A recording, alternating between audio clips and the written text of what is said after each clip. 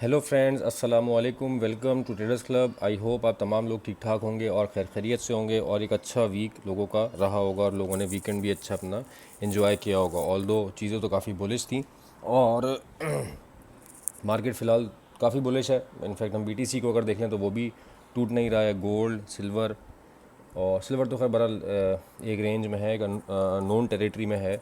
और इसके साथ साथ नेस्डैक में भी कोई बहुत बड़ी सेल नज़र नहीं आई फ़िलहाल। अच्छा, सेल क्या ट्रेड, इनफैक्ट मैं ये बोलूँगा। अच्छा, अब क्यों हमारे एनालिसिस के हिसाब से अब आज का सिलसिलेकार स्टार्ट करते हैं इस वीक का कि क्या हो सकता है रिगार्डिंग टुमारो। अच्छा, मैंने एक चीज़ क्या कहा था वीडियो में कि मैं फ्राइडे को कोशिश करूँगा कि वीडियो बनाऊं, बट वो कुछ मसरूफियत की वजह से जो है मैं वो वीडियो बना नहीं सका था। मेरी कोशिश होगी कि इस वीक से जो है हम वो फ्राइडे का सिलसिलेकार भी स्टार्ट करें ताकि एक नेक्स्ट वीक का भी उसमें ओवरव्यू मिल जाए और जो हमने पूरे वीक में किया उसकी भी एक परफॉर्मेंस जो है वो सामने आ जाए। अच्छा, स्टार्ट करते हैं कल का एनालिसिस स्टार्टिंग विद बीटीसी। अच्छा, बीटीसी में मेरे पास यार मतलब जगह ऐसी है कि रेजिस्टेंस तो आ रही है मेरे पास, लेकिन ये बिल्कुल एक ही जगह पे मूव दे रहा है। 63, 64, 62, बस इसी के अराउंड जो है वो 4-5 दिन से घूम रहा है। इनफैक्ट हमने लास्ट वीक जो है थर्सडे वाले दिन से इसमें सेल ली भी थी और वो हमारी कोई 63,500, 64,500 के एसएल के साथ थी। अच्छा, वो उसने क्या कहते हैं फ्राइडे वाले दिन मूव दिया था और अच्छा उसमें हमारे पिप्स मोर देन 100 पिप्स जो है हमारे वो निकल के आ गए थे। एक अच्छी पॉजिटिव ट्रेड उसकी और सिल्वर की हमारी रही थी। सिल्वर में भी सेलिंग करवाई थी। सिल्वर की तो खैर बहुत शानदार चली सेलिंग। बाकी ये है कि बीटीसी की थोड़ी फंस के चल रही थी शायद, और अभी भी आज भी यही हुआ। उसके बाद थोड़ा सा बुलिश हुआ बीटीसी और अब थोड़ा सा जो है ये 63,000 की तरफ है। लेकिन अगर आप देखो इसको तो ये बिल्कुल एक रेंज ही है जिसको पकड़ के, ये वाली एक रेंज ही पकड़ के चल रहा है और इसी रेंज के अंदर ये घूम रहा है। इसको रिफ़्रेश कर देता हूँ, दोबारा वही प्रॉब्लम आई है। बहरहाल ये रेंज ही है बीटीसी की। अब इसी के दरमियान ये जो है ये इवॉल्व हो रहा है पिछले 3-4 दिन से। अच्छा, अब इसमें हम कर क्या सकते हैं। मेरे पास जो अभी के लिए एरिया है फ़िलहाल, अगर हमें सेलिंग इसमें, क्योंकि सेलिंग देखो मैं इसलिए कह रहा हूँ 4 आवर और इंटरडे में मेरे पास ये बेरिश स्ट्रक्चर पे है, तो इस वजह से मैं इसमें सेलिंग देख रहा हूँ अभी भी। और मैं एक्सपेक्ट ये कर रहा हूँ कि गोल्ड, खैर गोल्ड का क्या बोले, भी गोल्ड पे जब आएंगे तो बात कर लेंगे। बीटीसी में एक बड़ा मूव मैं एक्सपेक्ट कर रहा हूँ। मैं ये नहीं कह रहा कि डाउनवर्ड, वो अपवर्ड भी हो सकता है, लेकिन ये जिस जगह कंसोलिडेट कर रहा है तो ऐसा मुझे दिखने में आ रहा है कि ये एक अच्छा बड़ा मूव आने वाले दिनों में हमें दे सकता है। और अभी के लिए हम एज़ पर स्ट्रक्चर हम कोशिश यही करेंगे कि सेल करें। तो 65 का एरिया मेरे पास एक है रेजिस्टेंस का, जो मैंने अभी मार्क की हुई है। इससे पहले हमारी ये जो रेजिस्टेंस थी ये सरपास हो गई थी, फिर उसके बाद यहाँ पे हमने कहीं इसकी ट्रेड एग्जीक्यूट की थी। 63,300 से लेके 63,900 तक का एरिया, 700 तक का एरिया था। मार्केट वहाँ से 700 से पलट गई थी और यहाँ पे हमने मल्टीपल एंट्रीज अपनी डाली हुई थी और उसका हमारा अल्हम्दुलिल्लाह टीपी हुआ। बहरहाल मैं 61,437 के वेट में था, लेकिन मार्केट यहाँ तक आई नहीं थी और इससे पहले ही मार्केट यहाँ से ही 62,300 से मार्केट दोबारा वापस ऊपर चली गई। अभी फ़िलहाल ये 65,000 का एरिया है। मार्केट ऊपर जाती है, इसके ऊपर कैसे दें और सेल करें, इंतज़ार करेंगे हम। अगर मार्केट ने बेरिश होना होगा तो पहले इस वाले एरिया पे ज़रूर आएगी 61,437, और अगर ये वाला एरिया सरपास होता तो फिर मार्केट जो है वो फर्दर अपवर्ड जाएगी। तो एक लास्ट हमारे पास एरिया है रेजिस्टेंस का एज़ पर स्ट्रक्चर। अगर इसकी यहाँ कहीं में मार्केट मिलती है 65,000 के ऊपर का एस एल दें और सेल करें। ये बीटीसी के एनालिसिस रिगार्डिंग टुमारो। अब चलते हैं नेस्डेक की तरफ। नेस्डेक में मैंने लास्ट वीक ही आई गेस कहा था कि मैं इसमें ट्रेड नहीं करूँगा लास्ट 2 डेज़, कि मुझे इसमें कोई अच्छी जो है वो सेल नज़र आ नहीं रही, और एग्जैक्टली वैसा ही हुआ। मार्केट जो है उसने रिस्पेक्ट नहीं किया अपने इस वाले लेवल को ज़्यादा, और इसको ये ब्रीच करके रीटेस्ट करके फिर मार्केट ऊपर चली गई है। अभी जो मेरे पास एरिया है फ़िलहाल मैं वो मार्क कर देता हूँ रिगार्डिंग टुमारो। बहुत छोटा एरिया है, इसके एसएल के साथ आप ट्राई करें और अच्छी अगर यहाँ से चल जाती है तो हमारी 300 पिप्स तक की सेल चल सकती है। ये वाला एरिया है दोस्तों, ये आप इसको तकरीबन कोई 987 का एरिया बन रहा है, 19,987 का, और इसके करीब कहीं मार्केट आपको मिलती है तो आप इसके ऊपर का एसएल देके सेल ट्राई करें। बाकी मैं यहाँ से ये लाइन्स हटा देता हूँ फ़िलहाल, ये लगी रहने देता हूँ। इसको मैं ग्रीन कर देता हूँ ताकि, क्योंकि अभी ऊपर चली गई है मार्केट तो ये कंसीडरेबल एज अ सपोर्ट। तो ये रेजिस्टेंस है दोस्तों, और इसके बाद हम वेट करेंगे 19,556 तक मार्केट के आने का। अगर नहीं आती तो फिर वो अकॉर्डिंगली जो भी ग्रुप पे होगा वो अनाउंस हो जाएगा कि आप टीपी बुक करना है या उसको एसएल ट्रेल करके चलना है। फिलहाल नेस्डेक के लिए मेरे पास, अच्छा नेस्डेक में एक छोटा सा इशू है। मैं जो स्ट्रक्चर देख रहा हूँ ये ट्रेड अगेंस्ट द स्ट्रक्चर है, क्योंकि स्ट्रक्चर इसका डे 1 पे अगर आप देखें या H4 पे अगर आप देखें तो इसने ये एक स्ट्रक्चर यहाँ पे अपना चेंज किया है। हाँ, कोई भी इंट्रा डे क्लोजिंग अगर ये 20,000 के ऊपर दे देता है तो फिर मार्केट इन हाइट्स तक जा सकती है, 20,500 तक जा सकती है। तो बहरहाल स्ट्रक्चर के बेस पे तो अगर आप देखेंगे तो सेलिंग की फॉर्मेशन है नहीं कुछ, मतलब सेलिंग एज़ पर स्ट्रक्चर नहीं है। लेकिन एक लास्ट इसका जो है आप ये कह रहे हैं रेजिस्टेंस एरिया है, तो वहाँ पे हम ज़रूर कोशिश करेंगे, जैसा हमारा पहले भी रहा है, हम चाहे इसमें एसएल हो जाए हमारा, उसमें कोई बड़ी बात नहीं, क्योंकि ट्रेड रिस्क लेना पड़ता है ट्रेड के लिए। और 200-250 पिप्स भी अगर हमें दिन में निकल के आ जाते हैं तो that will be more than enough for a day, एक पेयर में, किसी एक पेयर में। तो ये नैस्डैक एनालिसिस है दोस्तों। 19,987 के ऊपर के एसएल और सेल ट्राई करें। अच्छा, ऑयल में आज एक बहुत अच्छी बेरिश कैंडल देखने को मिली, 4 आवर में भी और इंट्रा डे पे भी इनफैक्ट, और बड़ा अच्छा इसने रिस्पॉन्ड किया। लेकिन एक चीज़ जो है वो थोड़ी सी at the end moment situation थोड़ी चेंज हुई। वो क्या कि जब ये 70 को ब्रेक करके नीचे आया और अगली ही H4 इसने 70.2 के ऊपर, जो हमने ये इसकी सपोर्ट लाइन लगाई हुई थी, इसके ऊपर जाके क्लोज कर दी है। तो मेरे पास ये एक ऐसी, क्योंकि देखें 70.2 को ना ये थर्ड टाइम टच कर रहा था आज। मुझसे किसी ने ग्रुप पे पूछा बाइंग का, तो मैंने वहाँ पे इसीलिए अभी रोक दिया था कि एक वॉल्यूम भी आया हुआ था इसमें, इसकी सेलिंग वाली कैंडल में, और दूसरा ये कि ये 70.2 को रिस्पेक्ट नहीं कर रहा था, क्योंकि 3 दफ़ा इससे पहले टच कर चुका था। तो मैंने कहा अभी फॉर्मेशन बन लेने दें, फिर उसके बाद इसकी बाइंग देखेंगे। फॉर्मेशन जाके इसकी कहीं बनी है 69.6 पे, 69.7 पे। तो वो बहरहाल उस वक्त मार्केट में वॉल्यूम कम होने की वजह से मूवमेंट बहुत स्लो हो जाती है और 40-50 पिप्स ही उसके बाद निकल सके, सॉरी 70-80 पिप्स ही उसके बाद निकल सके जो बाय में थे। लेकिन हमारी एक सेल कॉल थी आज की और उसका ब्रेक इवन हुआ, और कुछ लोगों ने उसका प्रॉफिट भी लिया इनफैक्ट, क्योंकि वो अच्छी एक सेल कॉल थी 71.2 के एरिया से, और मार्केट जो है फिर वो सॉरी बाय कॉल थी 71 से, 70.8 70.9 से, और वहाँ से हमारी वो बाय कॉल चली 71.6 तक मार्केट गई। वहाँ पे हमारा ब्रेक इवन हुआ, हमने एसएल ब्रेक इवन किया अपना, और कुछ लोगों ने जो वो 60-70 पिप्स बुक कर लिए थे, और कुछ का जो है वो ब्रेक इवन एसएल हो गया। तो बहरहाल ब्रेक इवन को ऐसा वो मसला नहीं है, इनफैक्ट एसएल भी हो जाता कोई मसला नहीं, क्योंकि हम लोग सेल में भी थे, क्या कहते हैं इसकी, और उसका भी हमारा एक दफ़ा एक एसएल हुआ था अभी कुछ दिन पहले ही।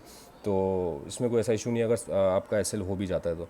बहरहाल अभी कल के लिए ऑयल का सिनेरियो क्या है, अभी देखें इसने इसी के ऊपर ना क्लोजिंग कर दिया। अगर कोई H4 ये दोबारा 70.2 के नीचे लाके ओपन और क्लोज कर देता है तो 68.84 या 68.5 का एरिया बड़ा ईजिली आ सकता है, और फिर हम देखेंगे बाय की फॉर्मेशन क्या है। लेकिन हाँ, ये अगर इसके ऊपर ही सस्टेन कर जाता है 70.2 के ऊपर, देन कंफर्म ये फिर 73.5 तक जाने को तैयार है, क्योंकि यहाँ पे इसकी 2 दफ़ा रीटेस्ट हो गई है। अभी ये एक फेक ब्रेकआउट आप इसको कह लें, क्योंकि ये दोबारा इसके अंदर ही चला गया ना, वापस 70.2 के ऊपर ही जाकर इसने क्लोजिंग दे दी है।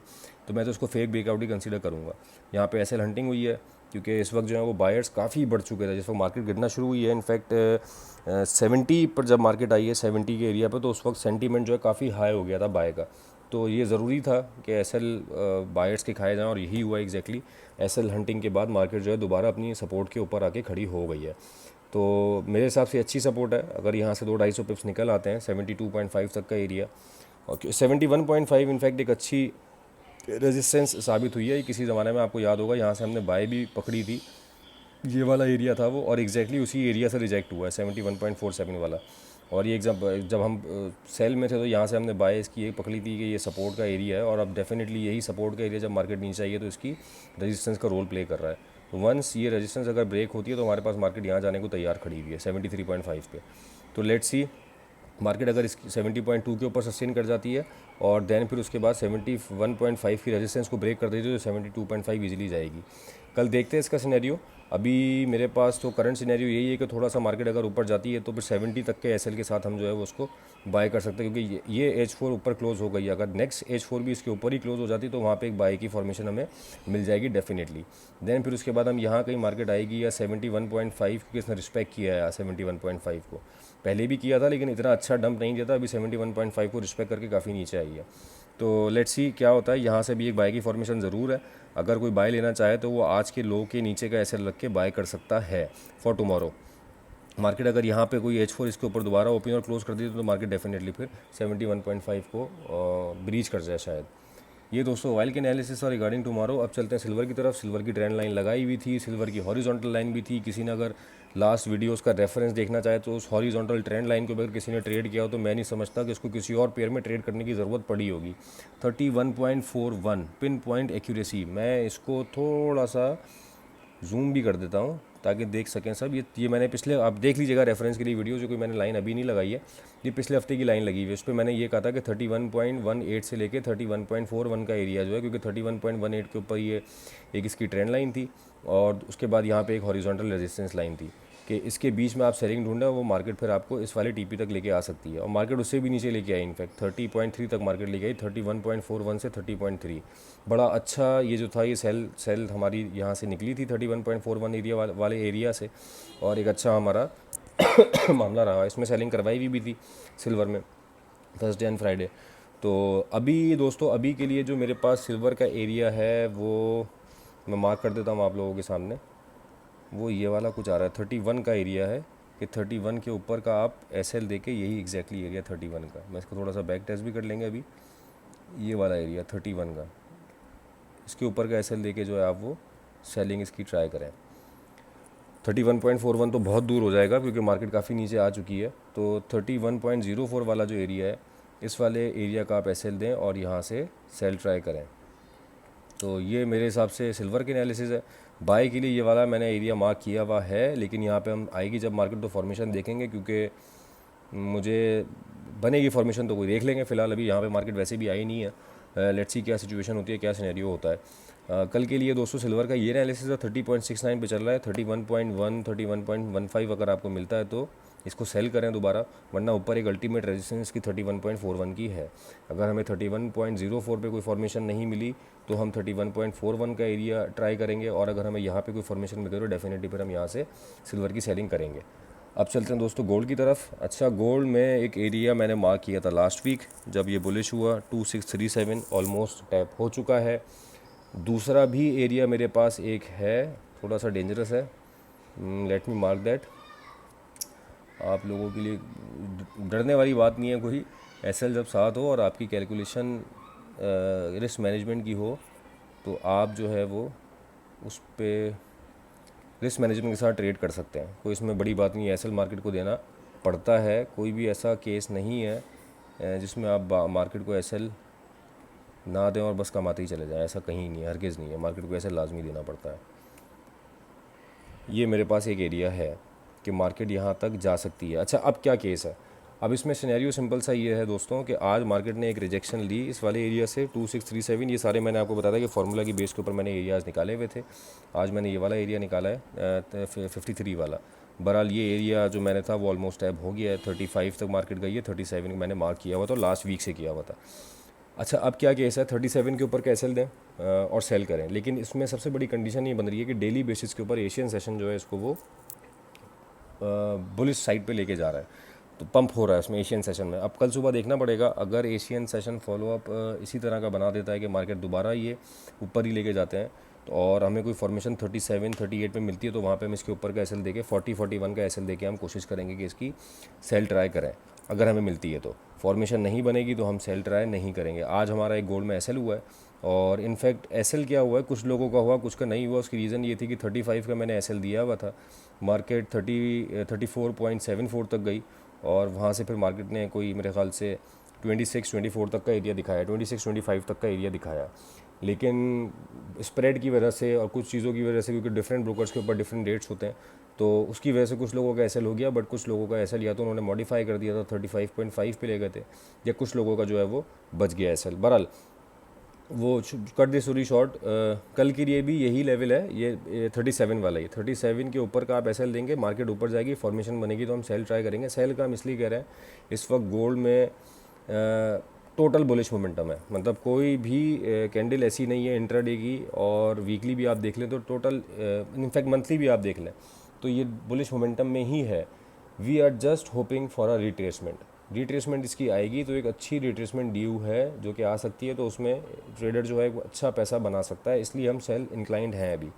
हाँ, 25-30 25-31 ये जो एरिया दिया हुआ है, यहाँ तक मार्केट अगर रीटेस्ट करके आती है then we will look for a buy. अभी ये 2588 का भी एरिया है मेरे पास बाय के लिए, लेकिन देखते हैं क्योंकि इसके ऊपर छोटी छोटी जो है सपोर्ट्स भी काफ़ी मौजूद हैं। बहरहाल ये दोस्तों गोल्ड के एनालिसिस है रिगार्डिंग टुमारो। 37 की जो लाइन मैंने लगाई हुई थी ये अभी भी इंटैक्ट है, कल के लिए भी इंटैक्ट है, आज भी इसी की बेस के ऊपर, हालांकि 32 का एसएल था लेकिन फिर उसको मॉडिफाई करवा के 35 करवा दिया था। और क्या कहते हैं, जैसे तैसे चल के मार्केट जो है 100 पिप्स दिए, तकरीबन 90-100 पिप्स दिए, बहरहाल वो ट्रेड भी हमारी सही चली। अब देखते हैं कल दोस्तों क्या होता है। कल के लिए लेवल्स बता दिए हैं आप लोगों को, ये वाले कोशिश करें कि एसएल लगा के अभी फ़िलहाल जिस तरह का मोमेंटम है, क्योंकि हम लोग अगेंस्ट द ट्रेंड ट्रेड कर रहे हैं गोल्ड में, तो स्ट्रिक्ट एसएल रहे आपका, उसमें आप मॉडिफिकेशन कोई ना करें अनटिल अनलेस को आपको लगता हो वैसा, और ऐसा अगर होता है तो देखे मार्केट से खामोशी से बाहर आ जाए। सेल की कंडीशन इस वजह से क्योंकि हम कोशिश में है कि मार्केट थोड़ा लंबा नीचे आ जाए। ये एनालिसिस था दोस्तों रिगार्डिंग टुमारो। उम्मीद करता हूँ आपको पसंद आया होगा। अगर फ़ायदा हो रहा है तो kindly share it with your friends और ऐसे सर्कल के साथ शेयर करें जो लोग आपके साथ ट्रेडिंग कर रहे हैं। अगर उनको भी इससे फ़ायदा, आपको भी फ़ायदा हो रहा है तो हो सकता है वो भी इससे कुछ फ़ायदा उठा सकें और अच्छे लेवल्स के ऊपर ट्रेड कर सकें, क्योंकि हम अल्लाह का शुक्र है आप लोगों के सामने मामला सारा जो हम लेवल्स दे रहे हैं और जिस तरह मार्केट चल रही है वो सारी चीज़ें प्री डिफाइंड हैं। रेफरेंस के लिए आप पिछली वीडियोस भी देख सकते हैं। एसएल भी होते हैं, ऐसा नहीं है कि कोई हम 100% एक्यूरेसी के साथ काम कर रहे हो, लेकिन it is a part and parcel of trade. तो अपना बहुत ख्याल रखिएगा। प्रॉफिट हो रहा है तो ज़रूर कमेंट करके बताइएगा, सब्सक्राइब करें और शेयर लाजमी करिएगा अपने फ्रेंड्स में। Thank you so much for your time.